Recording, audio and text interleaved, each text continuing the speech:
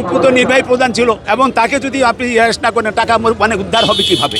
আপনার হলো অ্যারেস্ট করে জনগণের টাকা এই জনগণের ব্যাংকে হলো সেখানে যদি পাঠিয়ে দেওয়া হয়। আমরা শুধুমাত্র চুপ্পু ছিল আপনি জানেন নির্বাহী প্রধান, এস আলমের হচ্ছে সে হচ্ছে মানে এস আলমের দ্বারাই হচ্ছে এখানে সে মানে আপনার হয়েছে প্রেসিডেন্ট হয়েছে।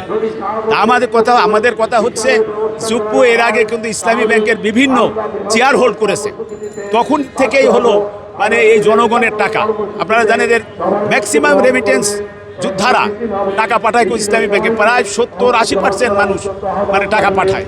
আর এই টাকাগুলা হলো 80,000 কোটি টাকা হচ্ছে আপনার হলো লুটপাট হয়েছে।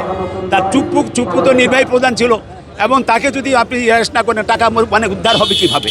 করলেই সে বলে দেবে অমুক অমুকে টাকা নিছে।